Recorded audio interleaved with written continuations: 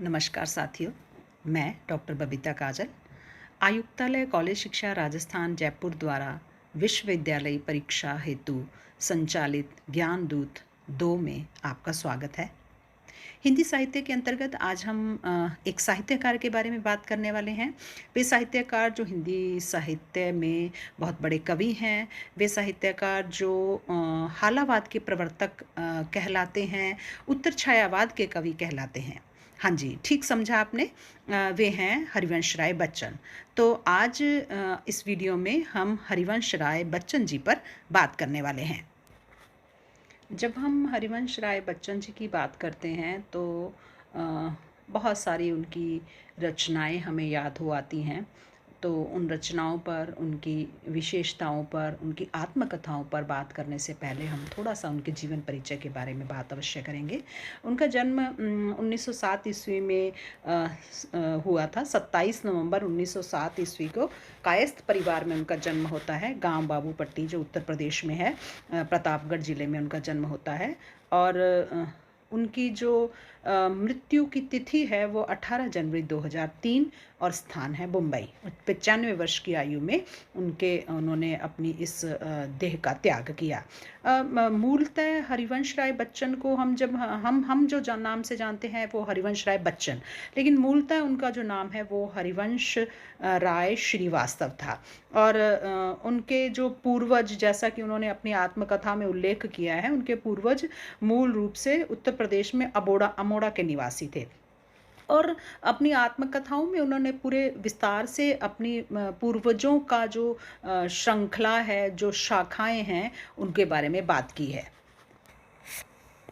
इनके जो पिताजी थे उनका नाम प्रताप नारायण श्रीवास्तव था और माता का नाम सरस्वती देवी था, जैसा कि आप स्क्रीन पे देख पा रहे हैं।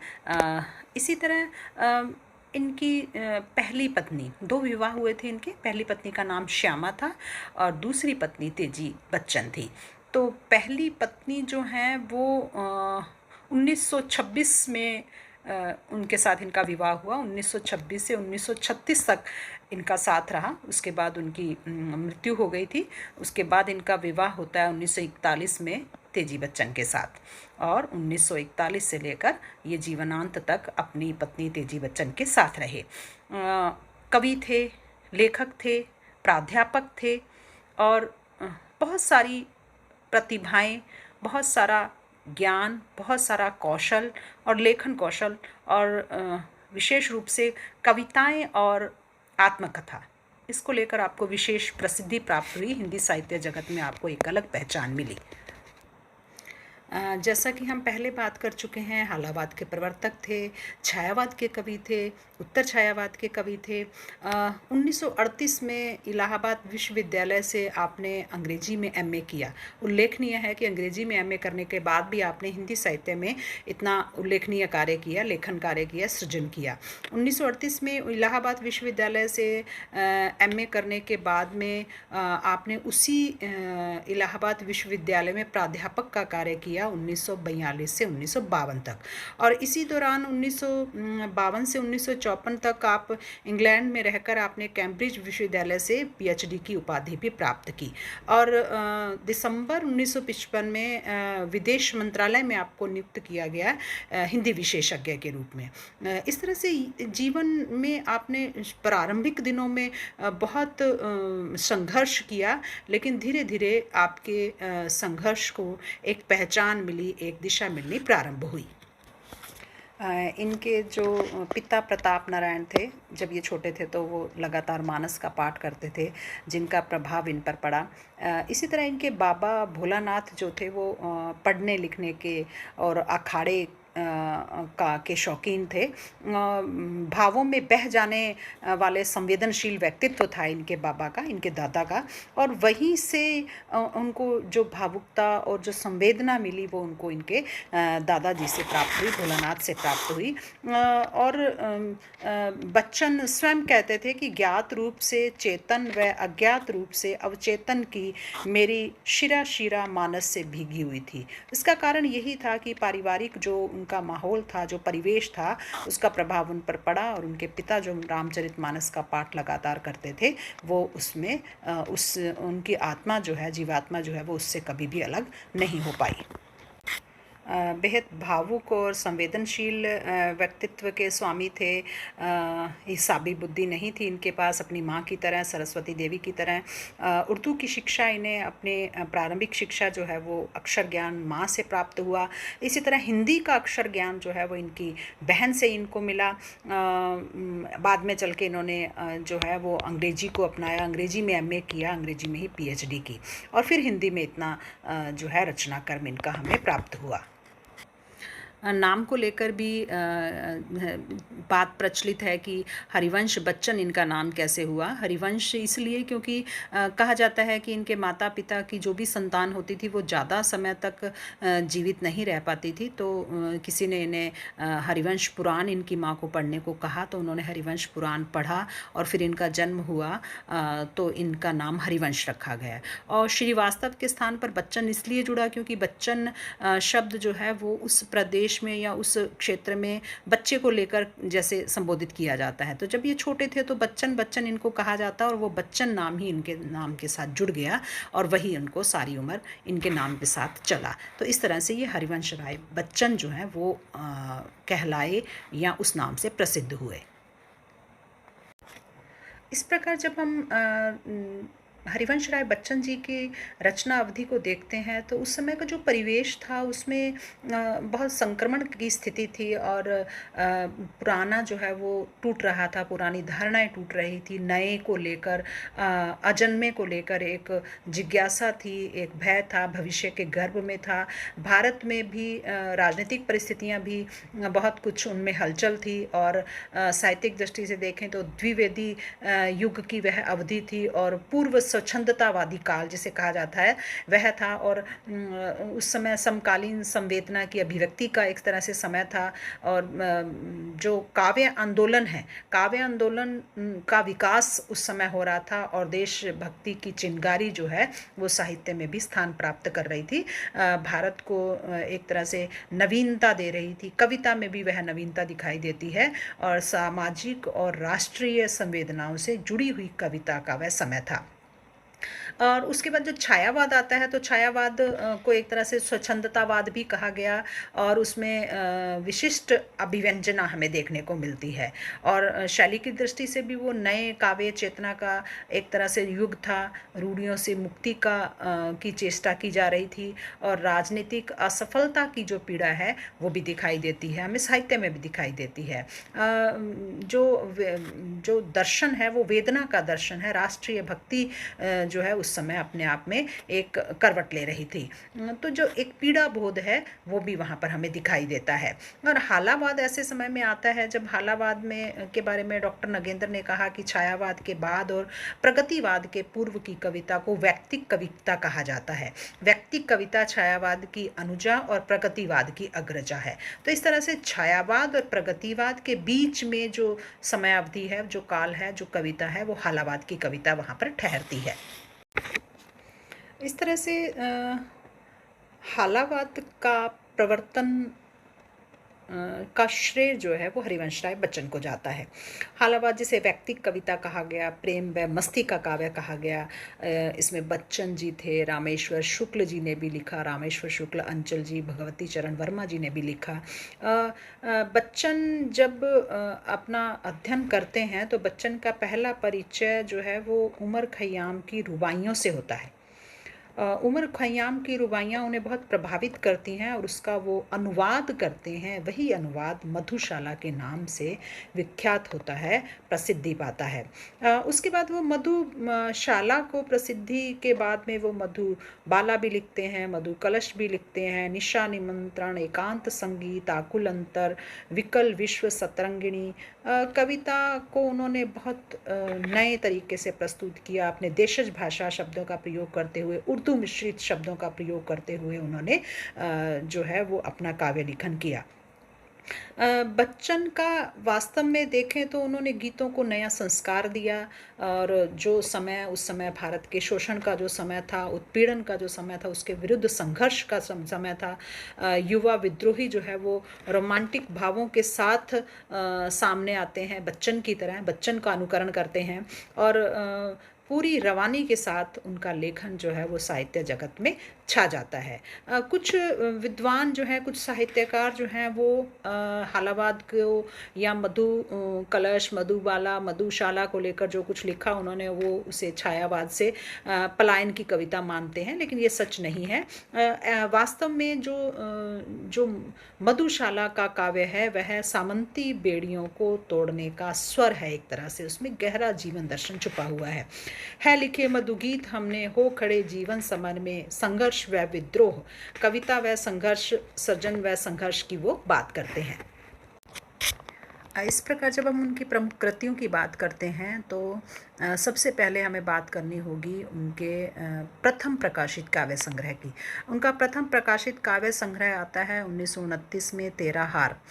तो ये उसके बाद में 1935 में मधुशाला आती है, जब वो कहते हैं सभी जाति के लोग यहाँ साथ बैठकर पीते हैं, सो सुधारकों का करती है काम अकेली मधुशाला। तो मधुशाला के माध्यम से यद्यपि मधुशाला पर बहुत सारे आरोप लगाते हैं कुछ विद्वान, लेकिन एक गहरा फलसफा, एक जीवन का गहरी दृष्टि जो है वो वहाँ पर दिखाई देती है। मधुबाला जो है वो लिखी जाती है। फिर मधु कलश 1938 में आती है। आत्म परिचय 1937 में लिखते हैं वो। निशा निमंत्रण है, एकांत संगीत, आकुल अंतर, सतरंगिणी, हलाहल, बंगाल का काल, खादी के फूल, सूत की माला, मिलन यामिनी, प्रणय पत्रिका, धार के इधर उधर हो, या फिर उनकी कविता हो दो चट्टाने में वे लिखते हैं दुनिया बड़ी ऊंची है, औरों को खुश देखकर लोग गुड़ा करते हैं, मातम मनाते हैं, जलते हैं, मरते हैं, हमने तो औरों की खुशियों में खुशियाँ मनाई हैं। तो ये कवि का जो संवेदनशील मन है बहुत सारे भावों का आलोड़न विलोड़न करके आगे बढ़ता है। आरती और अंगारे लिखता है, बुद्ध और नाच घर लिखता है, त्रिभंगिमा, 4 खेमे 64 खूंटे, बहुत दिन बीते, कटती प्रतिमाओं की आवाज़, उमर के प्रतिमानों के रूप, जाल समेटा, नई से नई, पुरानी से पुरानी, बहुत सारी रचनाएं जो हैं उभरते प्रतिमानों के रूप 1969 में जो आती है। इसके अतिरिक्त उनकी अगर रचनाओं का हम उल्लेख करें तो उनकी रचनाओं में हमें नाम लेना होगा आत्मकथाओं का। इस प्रकार आत्मकथाओं पर हम बात करते हैं, पहले कविताओं पर बात कर ले। उनकी जो कविताएं जो उन्होंने लिखे, उनका जो काव्य लिखा गया वो वास्तव में दोनों महायुद्धों के बीच जो मध्य वर्ग के विक्षुब्ध मन है उसको उन्होंने आवाज़ दी, उसको उन्होंने वाणी दी। छायावाद की जो लाक्षणिकता थी, जो लाक्षणिक वक्रता थी, उसकी बजाय उन्होंने सीधी सादी जीवंत भाषा और संवेदन सिक्त गेय शैली को अपनाया। व्यक्तिगत जीवन के जो सहज अनुभव थे उन्होंने उनको ईमानदारी से अभिव्यक्त किया अपनी कविता में। और मध्ययुगीन जो फारसी कवि उमर खयाम थे उनसे वो बहुत प्रभावित रहे। उनका प्रभाव उनकी रचनाओं पर भी देखने को मिलता है, विशेष रूप से जो मधुशाला है, मधु कलश है, मधुबाला है, इन पर उसका उमर खयाम की रुबाइयों का मस्तानापन जो है वो उन्होंने अपनाया और जीवन के प्रति वही दृष्टिकोण जो है उनका दिखाई देता है। और एक तरह से जो मधुबाला को लेकर, मधुशाला को लेकर जो आक्षेप लगाते हैं, लेकिन अगर हम गहराई से देखें तो उन्होंने वहाँ पर एक रूपक दिया है। जीवन जो है वो मधु कलश के समान है, है, दुनिया जो है वो मधुशाला के समान है, और जो कल्पना है वो साकी है, और कविता जो है वो प्याला है। तो उन्होंने पूरे एक जीवन दर्शन को उसके माध्यम से पिरोकर प्रस्तुत किया। सूफियाना जो एक तरह से मस्तानापन है, दीवानापन है, बेख्याली है, वो उन्होंने वहाँ पर प्रस्तुत किया है। और उन्होंने इसके अतिरिक्त कविता के साथ साथ में कहानियाँ भी लिखी, नाटक भी लिखे, डायरी भी लिखी, और आत्मकथाएं भी उनकी जो है वो बहुत प्रसिद्ध हुई। उन्होंने हैमलेट, जनगीत, मैकबेथ, इसका अनुवाद भी उन्होंने प्रस्तुत किया। प्रवासी की डायरी के माध्यम से उन्होंने डायरी लेखन भी किया, और उनकी जो रचनाएं हैं वो बच्चन रत्नावली नाम से 10 खंडों में उपलब्ध हैं। जब हम उनकी आत्मकथाओं की बात करते हैं तो उनकी आत्मकथाओं ने भी हिंदी साहित्य जगत में बहुत लोकप्रियता प्राप्त की है। क्या भूलूं क्या याद करूं नाम से उनकी आत्मकथा का पहला खंड जो 1969 में आता है। उसके बाद नीड़ का निर्माण फिर 1970 में लिखते हैं वो, बसेरे से दूर 1977 में, और 10 द्वार से सोपान तक 1985 में। और डायरी लेखन उनका एक अलग से, जिसका हमने जिक्र किया, प्रवासी की डायरी आता है। तो इस तरह से 4 खंडों में उन्होंने अपने जीवन के पूरी जीवन यात्रा को बहुत रोचक अंदाज में प्रस्तुत किया है। कुछ बात हम जरूर इस आत्मकथाओं पर अलग अलग तरीके से करना चाहेंगे। पहले खंड की हम बात करते हैं। इस तरह जब हम आत्मकथा की बात करते हैं तो बच्चन जी ने अपने समग्र जीवन के संघर्षों, स्वप्नों, पारिवारिक पृष्ठभूमि, सामयिक सामाजिक इतिहास, मान्यताओं, परंपराओं व आधुनिक भावबोध की अपनी पहल को खुली किताब की तरह इन आत्मकथाओं की कड़ियों में प्रस्तुत किया है। हिंदी साहित्य के इतिहास में ये आत्मकथाएं अपनी विशेष पहचान रखती हैं। पहले खंड में क्या भूलूं क्या याद करूं, जो उनका बहुत ही लोकप्रिय, सर्वाधिक लोकप्रिय उनकी कथा का खंड जो है वो क्या भूलूं क्या याद करूं ही था। इसमें उन्होंने अपने जीवन की प्रारंभिक जो घटनाएं हैं, प्रारंभिक जीवन है 1936 तक का जीवन जो है, उनका दर्शन, उनका घटनाएं, उनकी सारे जो उन्होंने उसमें रखा है। और उन्होंने प्रारंभ किया है अपने परिवार के, अपने पूर्वजों का इतिहास बताते हुए। मनसा से वो प्रारंभ करते हैं, जहाँ तिलहर के गुरु महाराज की कृपा से मनसा के बड़ा पुत्र, मंजला पुत्र और छोटा पुत्र होता है। उनकी आगे चौथी पीढ़ी में जाकर प्रताप नारायण होते हैं, और प्रताप नारायण जो है उनके पुत्र जो हैं वो हरिवंश राय बच्चन हैं। इसमें उन्होंने अपने जो चाचा, दादा भाई हैं, गणेश प्रसाद हैं, उनके चरित्र का बड़ा रोचक और कौतूहलपूर्ण वर्णन किया है। गणेश जिनको गणेशी कहा जाता है, गंसी कहा जाता है, वो किस तरह से बीए तक फेल होते रहते हैं। अन्य सदस्य नायब साहब हैं, राधा हैं, महारानी हैं, तुलसी बाबा हैं, दादा हैं, पिताजी, सबका उन्होंने उसमें वर्णन किया है। हरिवंश पुराण कथा का उन्होंने किस तरह से उनका नाम हरिवंश राय बच्चन पड़ा उसका वर्णन किया है। अपनी संघर्ष गाथा को चित्रित किया है। तो जो प्रारंभिक खंड है उसमें उनकी प्रारंभिक शिक्षा कैसे हुई, उनके जीवन का व्रत, उनके जीवन का परिचय, उनकी जो परी है, उनकी जो स्कूल में पढ़ती है, चंपा से उनके प्रेम की कथा, चंपा की फिर मृत्यु की बात है, फिर परीक्षा में उनकी असफलता, फिर श्यामा से उनके विवाह का उल्लेख है, श्यामा की बीमारी का उल्लेख है, मधुशाला की लेखन की बात वहाँ है, अध्यापकी कैसे उन्होंने निभाई, ट्यूशन किस प्रकार से उन्होंने की, और जो अभिव्यक्ति है वो अपने आप में एक बहुत प्रबल अभिव्यक्ति है इस खंड में। और उन्होंने बताया है कि उनकी पत्नी के साथ उनका जो रिश्ता है उसको बड़ा उन्होंने भावभीने शब्दों में, भावुकता भरे हुए शब्दों में, बहा ले जाने वाले शब्दों में अभिव्यक्त किया है। श्यामा की स्मृतियों से भीगे हुए पन्ने जो हैं वहाँ हमें दिखाई देते हैं। तो ये प्रथम खंड में जो हरिवंश राय बच्चन है उनके कथाकार रूप हमें दिखाई देता है, उनका विवेचक रूप दिखाई देता है, और इस खंड में कथात्मकता की और विश्लेषण की प्रधानता है।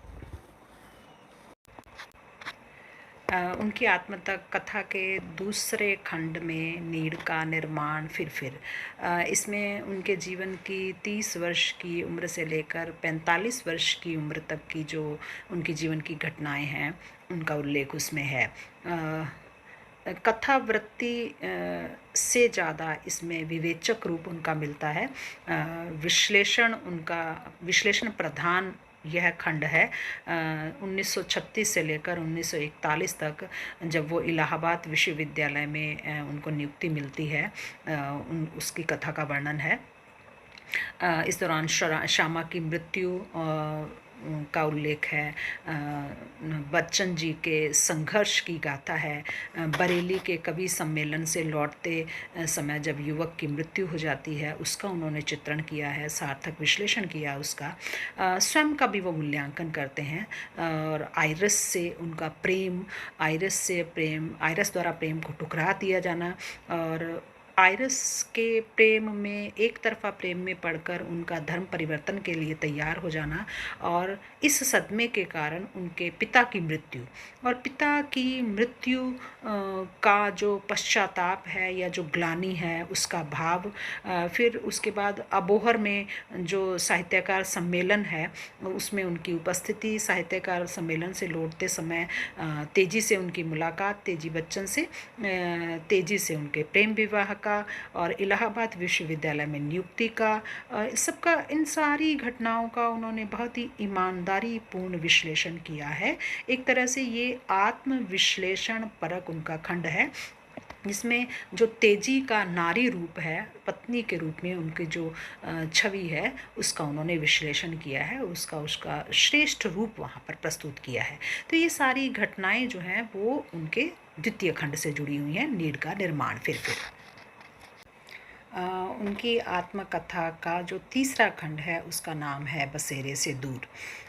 नाम से ही हमें पता चलता है कि जब वो विदेश में जाते हैं पीएचडी के लिए, अपने शोध कार्य के लिए, उसका जो प्रवास का समय है उसका उल्लेख उसमें है। 1941 के बाद का जो घटनाक्रम है, इलाहाबाद नियुक्ति से लेकर दिल्ली में विदेश मंत्रालय में नियुक्ति, उसके पश्चात इलाहाबाद विश्वविद्यालय में जब वो नियुक्ति के पश्चात कैम्ब्रिज विश्वविद्यालय में जाते हैं इंग्लैंड से पीएचडी करने के लिए, तो इंग्लैंड के कैम्ब्रिज कॉलेज का जो निवास है वहाँ का, उसके प्रवास का उल्लेख उन्होंने किया है। ईट्स पर उन्होंने शोध कार्य किया, अंग्रेजी काव्य का अध्ययन किया उन्होंने और उस वहाँ पर जितनी भी संस्थाएं थी उन सब का निरीक्षण किया और विदेश में जो बच्चन रहे उनका विदेश में जो प्रवास था वहाँ पर उन्होंने किस तरह से बच्चों के साथ में अपना संवाद किया और वहाँ की संस्थाओं के बारे में जाना और साथ ही साथ जो वहाँ उनका संघर्ष था, उनकी जो जीवन गाथा थी उसका उन्होंने उल्लेख किया है बहुत ही रुचिपूर्ण तरीके से, किस्सा गोई के माध्यम से, जिसमें वर्णनात्मकता है, आत्मनिरीक्षण है, आत्मविश्लेषण है। ये उनके आत्मकथा का तीसरा खंड था। चौथा खंड है उनकी आत्मकथा का, वह है दर्श द्वार से सोपान तक। इस खंड में 1956 से लेकर 1983 तक के स्मृति चित्र इसमें संकलित हैं। मार्मिक प्रसंग हैं जिसमें संजय गांधी की हवाई दुर्घटना में मृत्यु, सांस्कृतिक जीवन की उनकी जो निराली पकड़ है उसका उसमें चित्रण है। गणेश शंकर विद्यार्थी के बलिदान का उसमें उल्लेख है। राधा बाबा का चित्रण है। पूर्व जन्म की श्यामा कहने वाली लड़की के प्रसंग का चित्रण है। बंगलोर में जब अमिताभ का दुर्घटना ग्रस्त हो जाता है, होना है, उसका भी चित्रण उसमें किया गया है और यात्रा वर्णन है। इस तरह से दश द्वार जो से सोपान तक उनका जो खंड है आत्मकथा का, वह भी बहुत चर्चित और बहुत प्रसिद्ध खंड रहा है, जिसमें बहुत सारी चीज़ों का उन्होंने उल्लेख किया है। पूर्व का जो अनकहा था या जो परवर्ती जीवन की महत्वपूर्ण घटनाएं हैं, एक तरह से उपसंहार खंड है उनकी आत्मकथा का, जिसमें स्मृतियों का बड़े धैर्य से उन्होंने समेटा है उनको और एक तरह से जीवन की कथा को उन्होंने वहाँ पर उपसंहार किया है। और एक भावुक कवि, एक प्रेमी, एक बौद्धिक विश्लेषक, अद्वितीय कथाकार, कर्मठ संघर्षशील महत्वाकांक्षी पुरुष का समन्वित रूप हमें उनके इस आत्मकथा के खंड में देखने को मिलता है। तो इनकी जो आत्मकथाएं हैं वो एक तरह से कल्पनाशीलता, मानविकता, भावात्मकता, संक्षिप्तता, जीवन संघर्ष, मानवतावाद की अनुगूंज उसमें दिखाई देती है, आध्यात्मिकता उसमें है, दार्शनिकता उनमें है, प्रणय, वेदना, नियतिवाद, राष्ट्रीय चेतना, स्वच्छंदतावादी भाव। तो एक तरह से उस कालखंड का ऐतिहासिक एक तरह से दस्तावेज भी हम उसे कह सकते हैं, साहित्यिक दस्तावेज होने के साथ साथ। तो एक तरह से भवन की नींव जो है वो क्या भूलूं क्या याद करूं है, उसकी दीवारें नीड़ का निर्माण फिर है, और छत जो है वो बसेरे से दूर है, और जो कुल मिलाकर उसका प्रकाश पुंज जो है वो है दश द्वार से सोपान तक। जो आत्मकथा साहित्य की जो परिणति है वो अपने आप में बहुत ही अद्भुत है। आत्मकथा उनकी जो लिखी हुई हैं वो मील का पत्थर हैं साहित्य जगत में। हिंदी साहित्य जगत को बहुत बड़ी उनकी ये थाती है, बहुत बड़ी धरोहर है जो हिंदी साहित्य के पास उनकी है, जिसके माध्यम से न केवल उनके परिवार का हमें उनके जीवन की घटनाओं का वर्णन मिलता है, तत्कालीन जो राजनीतिक, सामाजिक, धार्मिक स्थितियां हैं उनका भी हम आकलन कर सकते हैं। इस प्रकार बच्चन जी की कविताओं में हमें उनकी आत्मकथा की और उनकी आत्मकथाओं में उनके कविता के संस्कार की झलक मिलती है। बच्चन जी ने स्वयं भी कहा कि जैसे मेरी कविता आत्मकथा संस्कारी है वैसे ही मेरी आत्मकथा कविता संस्कारी है। तो दोनों जो है वो जब हम उनकी आत्मकथाओं को पढ़ते हैं तो वहाँ पर उनकी कविताएं हमें दिखाई देती हैं, और जब हम उनकी कविताओं को पढ़ते हैं, उनका मनन करते हैं, तो वहाँ पर उनकी आत्मकथाएं जो हैं वो हमें दिखाई देती हैं। तो ये दोनों जो है वो गमन करती हैं, एक दूसरे के साथ चलती हैं। एक चीज़ का मैं और यहाँ पर उल्लेख अवश्य करना चाहूँगी कि बच्चन जी ने बाल साहित्य भी रचा है। अब उनका जो बाल साहित्य है, यद्यपि वो एक तरह से आज के मानदंडों के अनुसार उसको बाल साहित्य न कहकर पारिवारिक साहित्य कहना चाहिए, क्योंकि परिवार के बच्चों के लिए उन्होंने वह साहित्य लिखा। तो लेकिन फिर भी वो बड़ा उनका रोचक है वो बाल साहित्य। और कुल 3 बाल कविताओं का संग्रह है उनका। ये संग्रह जन्मदिन की भेंट, नीली चिड़िया और बंदर बाँट, जो उन्होंने अपने बच्चों के लिए, अपने बच्चों के बच्चों के लिए रचना की थी। तो बाल साहित्य भी उन्होंने लिखा है। लेकिन बच्चन जी द्वारा रचित बाल साहित्य पर आलोचकों की दृष्टि नहीं जाती है।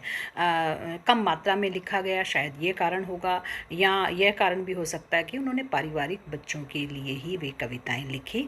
लेकिन फिर भी साहित्यकार की लिखी हुई पंक्तियां जो हैं वो कम महत्व की नहीं होती हैं। बच्चन जी द्वारा लिखित बाल साहित्य भी कम महत्व का नहीं है।